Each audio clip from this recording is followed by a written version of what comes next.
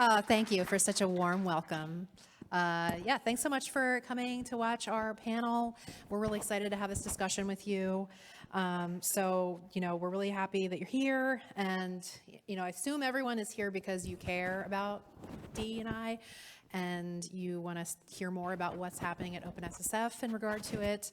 And we're hoping that this discussion, we're not really going to tell you why you should care, because we assume you already do, but we're hoping that after this discussion you are inspired to join your local DEI effort and maybe even join the one at OpenSSF because they need your help. But yeah, we'll get going. My name is McElaney. I am the lead of open source developer programs at IBM in IBM Research, and I am excited to facilitate here today. Oh, I see my coworker, Arnaud, and Jeff Borick. How you doing? Some familiar faces here. So we'll just, do our little intros, and then we have some things we want to talk about. So, Jan, you want to go next? Thank you, Mo. Hi, everyone. My name is Voong. My pronouns are she, her. I'm a technical program manager with a background in data science and GIS, and I actually don't have a professional background in security. So why am I here?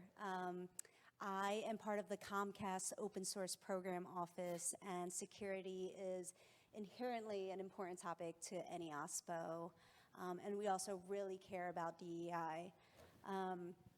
This amazing group welcomed me into their DEI working group, and I cared so much more about security because of it, so thank you for having me. I'm Kjell, Director of Open Source at TestifySec, and maintainer for a couple of projects in CNCF and contribute to a few different projects in OpenSSF as well. Being someone up here who looks like a lot of folks in the audience, I think we can all do more, and so that's part of what I want to advocate for here, and also just to show up and contribute. So, hi, I'm Marcela Melara. I'm a research scientist at Intel Labs. I joined the OpenSSF about almost 4 years ago, I'll say.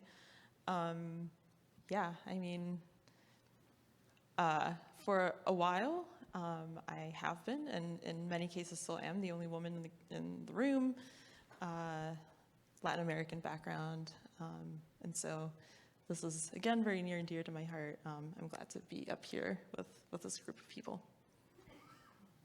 I'm Jay White, Security Principal Program Manager at Microsoft, Open Source Strategy and Incubations team.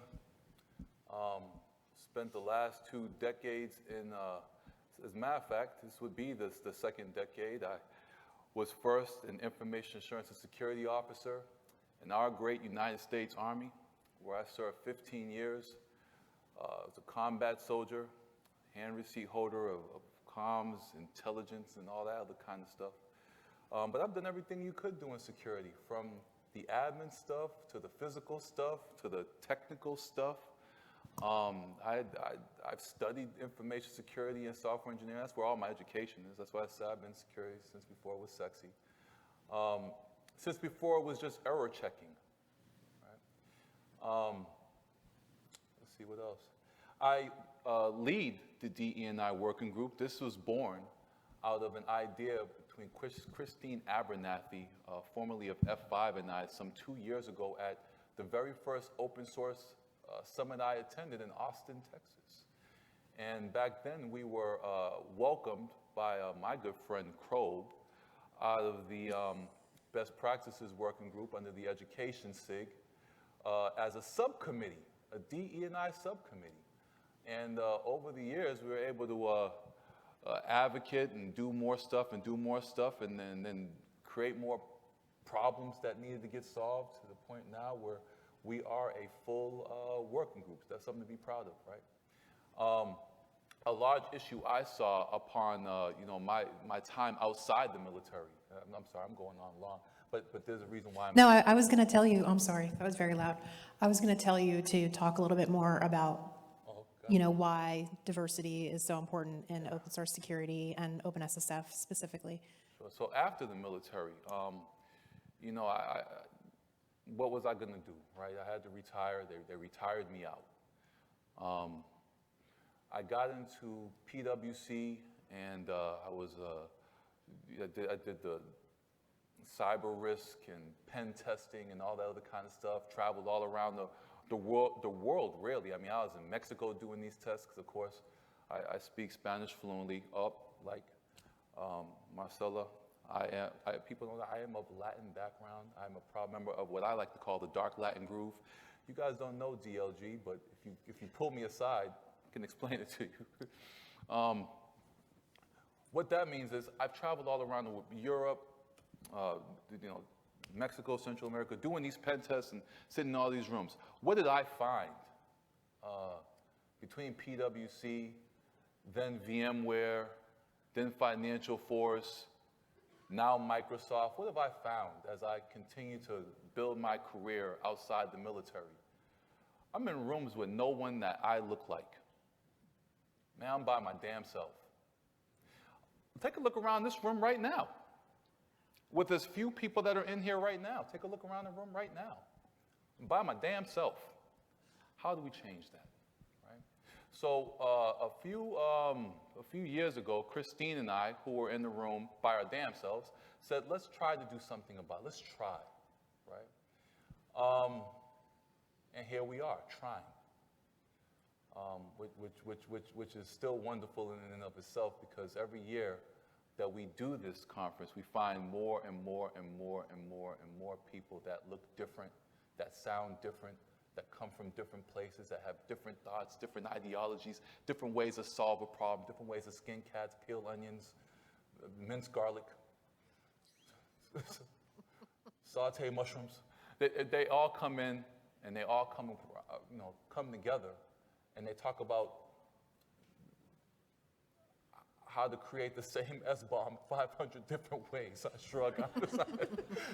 Anyway, here we are. So us up here right now is important, because let this be the foundation or the foundational discussion on how we improve a situation where this room is a little bit more peppered, cinnamon, nutmegged, and every other thing. Thank you, Jay. And so our next question, we mentioned this in our abstract, you know, about what OpenSSF is doing now. And so I wanted to know if Marcela would like to tell us a little bit more about what is OpenSSF doing right now about DE&I? Yeah, so I joined the DE&I working group, I think only this year, right? And, you know, still sort of in nascent stages. What is the OpenSSF doing was one of the questions I asked when I joined. And the answer was not a whole lot. We're not very consistent with what we're tracking. I'm told that the LF tracks sort of diversity statistics about members and all that, but not at the OpenSSF level, right? And so Jay very rightly points out, right, certain groups are clearly underrepresented.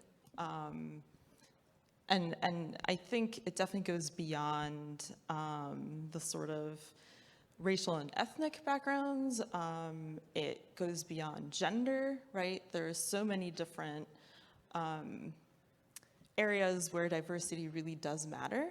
And so far, we just don't really have a good sense of how we're doing. And so I think one of the things that I think we're aiming to do is, you know, what can we learn, and like how do we assess how we're doing, and where are the gaps, and how can we address those, right? That's sort of one end. We've talked a bit about sort of diversifying where we might hold future events, because that actually also matters in terms of who can access those events, who can join, who can attend, and all that. So again, trying to be kind of holistic, but yeah, we sort of need to understand where we're at and how we're doing before we can start addressing specific problems. Can you be a little more specific about like what kinds of issues you've had with events? What things you've seen? Oh, That could be improved? I wouldn't necessarily say issues, but things I've noticed is events being held in, like the cities that, events are held at. What is the sort of diverse and background makeup of the population, really, right? Who wants to go there, right? There tend to be cities and areas that people sort of say, oh, I don't really want to go there. And so I think trying to organize events in places that are accessible, right? That can be easily traveled to, right? Like I know there's a lot of trade-offs and balance that needs to be struck when you organize an event. But I think trying to take into account location and how that actually has implications on diversity and inclusion of who can attend. That's really what I'm getting at. Thank you. And this question could be for anybody. What are some other unique challenges that OpenSSF faces in regard to this issue? I'll say outreach. So we're trying as hard as we can. Last year we did something that was really cool, and we were almost able to get inside of academia. And then we do have a few members from academia. Justin was up here from NYU, right? We have a couple of board designees that do stuff with Carnegie Mellon, right? And I think there was Johns Hopkins. I think there's some stuff from Johns Hopkins. But the outreach and getting at the collegiate level, and then making sure we can get some of those high schoolers who might have been interested in tech but got swayed somehow. One of the largest issues we find today is that there's not enough of us reaching back far enough to talk about what kind of exciting career this actually is. And then kids are lazy as hell, so they don't want to do the work that needs to be done to study the stuff that needs to be studied in order to come into this and actually do stuff that's impactful and meaningful. But we have to create a pathway. Naveen's sons are here. I love that, right? I sat out there eating my ground beef and rice, 6 ounces of ground beef and half a cup of rice. I sat out there eating my ground beef and rice, listening to he's out there right now. He's sitting right there, right behind us, right back there. Go ahead and turn around, look at him. He's holding court, talking about something. He lost me when he said hooks, right? I fondly remember hooks of something, but he was going at it. I was like, what in the hell? But he's excited about what he's talking about, and that is a testament to the mentorship he has, right? So when we consider, fast forward, right, here we are now, you don't get here without, first of all, having a love for the tech, and then having somebody nurture that love. I have a quote that I came up with years ago. Integrity is taught, maleficence is nurtured, accountability lives in both, right? You got to be able to nurture. You teach first, let that seed take root, and then nurture, water it. Damn it, stay on it. Don't just say, oh, I don't want it. No, hell nah. Make it so that they're interested, that by the time we get here, we don't want people falling through the cracks, man.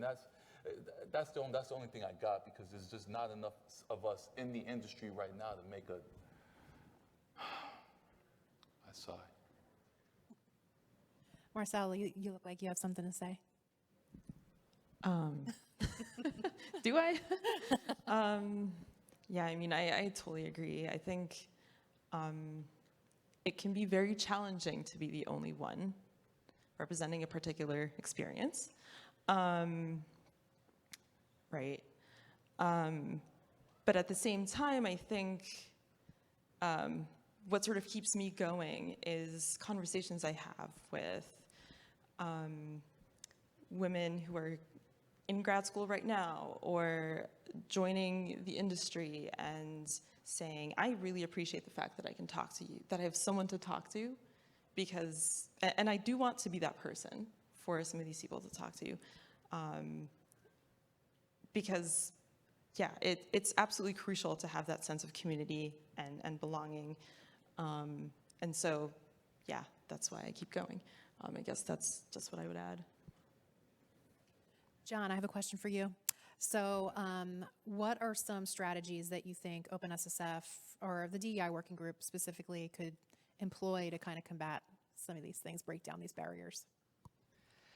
Yeah, there's a ton of work to be done. I really appreciate what Marcela was just saying about being able to be there for folks, but she can't do that for everybody. Jay can't be there for all of the folks that he would love to see brought in here, and we can't be passive if we want to include people. It's something we need to be active about. We need to seek out opportunities. We need to seek out the people, and as Jay was saying, we need to nurture that relationship and those folks. OpenSSF, we're talking about the unique challenges. We're at the intersection of multiple different niches. We've got security, we've got open source, you've got emerging technology, supply chain security. There aren't a whole lot of policy also. Sorry to interrupt. Yeah, there aren't a whole lot of people involved in all of those things, and none of us were involved in all of them either when we came here. I started as a developer and I didn't know anything about security. And over time, the different roles I played, that became more important, and that's part of why I'm here now. And that was because of people welcoming me into the community and an active engagement of people reaching out, trying to get more participation. And so, we talked about event locations and things like that.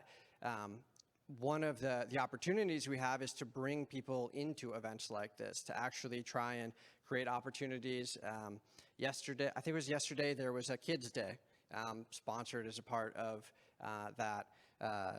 the Open Source Summit. If people don't know, if you're a parent, they actually have childcare on site the entire week. You can register for in advance. So I think that can remove some barriers, make it easier for people who wouldn't otherwise be able to come and attend. Yeah. And I'd like to add to that. I think I don't have a security background, but going into security and coming to this conference, I found everyone to be very intimidating. And so I think just, again, going back to what John was saying, being more welcoming and being more active in welcoming people into this space can really bring in a more diverse set of people. And one of the things that you and I discussed during, because I kind of met with everyone one-on-one to prepare for this panel, and Chan, you really emphasized the importance of education and just, outreach and mentorship. So do you want to talk a little bit more about the importance of that and how this working group could help there? Yeah. So we know that having different perspectives drive innovation, but we can't innovate in open source if we don't have those different voices as part of the conversation. I'll tell you a little bit story about myself. I grew up in the city of Philadelphia where at that time, tech wasn't presented to me as an option. I grew up in the inner city, never had anyone who was in tech in my family or friends or in my circle. And it wasn't until college that I was introduced to the tech industry. And I was really lucky to have a mentor who taught me tools, and I got to learn all the free things that are out there like R and QGIS. But in school, I was learning how to use those things. No one was teaching me that, these are open source communities, and there's whole communities that build them, and hey, you can contribute to those too. You can participate in them. No one was telling me that. So I think that by focusing on education and outreach, we can expose people, especially those who come from underrepresented communities, to opportunities that they wouldn't have had otherwise. But I think also once they're in, honing on this point again, that we really need mentors to guide them through that.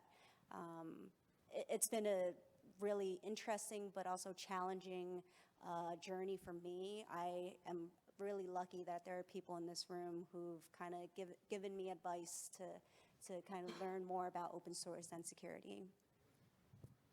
Cool. Anybody else have anything to add to that? I'll just say that, you know, when you find someone to mentor, someone to nurture,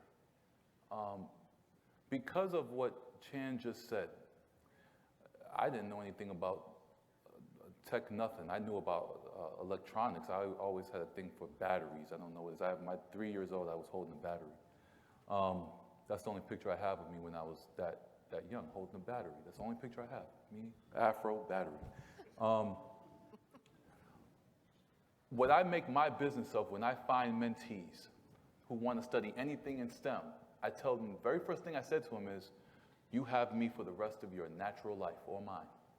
And I mean it. I got people that I got at 10 years old, 11 years old. One of them was at 7. They're in their 20s now. Families. They still got me, called me up, come to my house.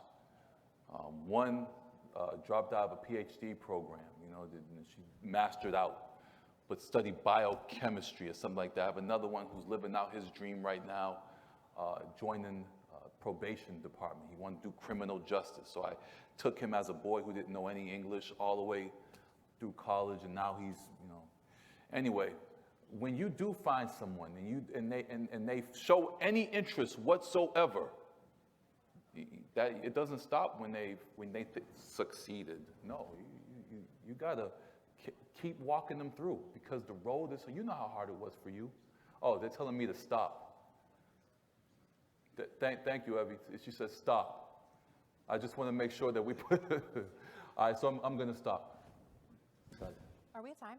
We're at time. Oh, okay. Well, so we have some calls to action. We have some things that we want you guys to do. So you want to kind of go down the line? Everybody can kind of tag on. Yeah, we have our working group. Oh God, what is it? It's on Wednesday. On Wednesdays? Every other Tuesday. Every other Tuesday. Jesus Christ, how many meetings of the week? Every other Tuesday. What time? 8 a.m. 8 a.m. every other Tuesday. Oh, you know what? That's Pacific right. time zone. So the TAC meeting is on one. Exactly. TAC meetings are one Tuesday. DE&I working group is on the other Tuesday at 8 a.m. Please join. Pacific. Please join. Or you don't have to necessarily join the working group. You can just contact any one of us, figure out how you can get involved from afar. Any action, anything you do is part of the situation that can be highlighted. And we can highlight it inside the working group. You don't necessarily have to be in the room to be active, and we can highlight you one way or the other. I'm done. I'm off my soapbox. I think I'm going to echo something that I heard this morning, which is, you know, we're all here. There are a lot of people who are in our organizations, colleagues, and, you know, our networks that we should bring in and support these types of efforts as well. I'm sure everyone here knows someone like that. I think we'd all benefit from that, so that's my call to action. Yeah, I think for me, my advice would be to don't be afraid. Get involved, actually do something. If you approach it with a sense of humility and seeking understanding, you're going to make mistakes, and admit it and acknowledge it. And, you know, as long as you go into it with the right attitude and approach, those are things that you can overcome and you can learn from. So. You got anything to add, Jen? I'm dittoing all of that.